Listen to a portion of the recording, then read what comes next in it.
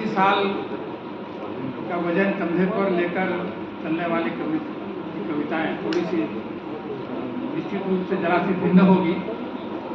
प्रीतम जौनपुरी ने जो कविता सुनाई वो पेंशन तक आए मुझे माता पिता की। मैं एक छोटी सी कविता सुना रहा हूँ जो पेंशन के आगे वाली है। ओहो, ये इरशाद। पिता के जाने के बाद उनके बिखर जाने के एहसास की कविता है।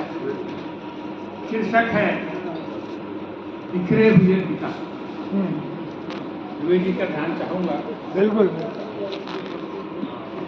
बिखरे हुए पिता चले तो जाते हैं लेकिन वो जाते नहीं सही।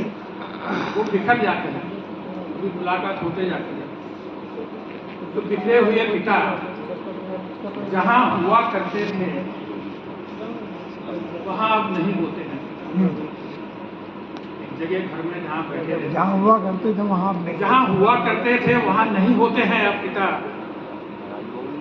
बिखर गए हैं। जहाँ हुआ करते थे वहाँ नहीं होते हैं अब पिता। बिखर गए हैं वे। मैं कोने में रखी छड़ी उठाता हूँ।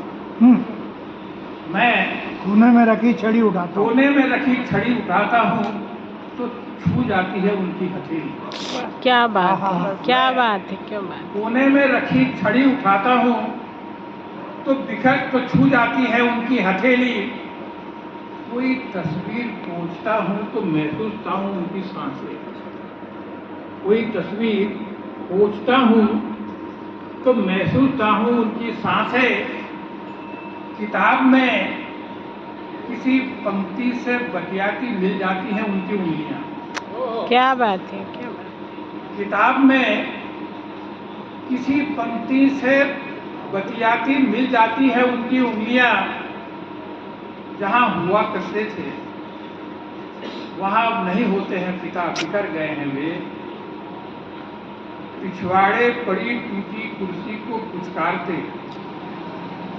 पिछवाड़े पड़ी टूटी कुर्सी को पुचकारते या मेले ठेले से लाई हुई चीजों से गुफ्तगू करते अक्सर सुनता रहता हूँ मैं।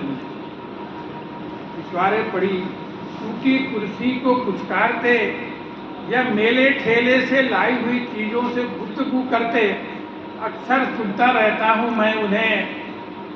कुछ पौधे हैं आंगन में जिद करके लगाए हुए। अच्छा। कुछ पौधे हैं हाँ। आंगन में जिद करके लगाए हुए।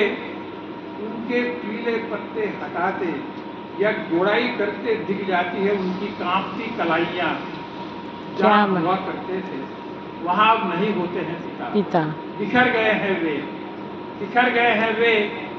काश जब वे एक जगह बैठे रहते। काश जब वे एक जगह बैठे रहा करते थे मेरी प्रतीक्षा करते। काश जब वे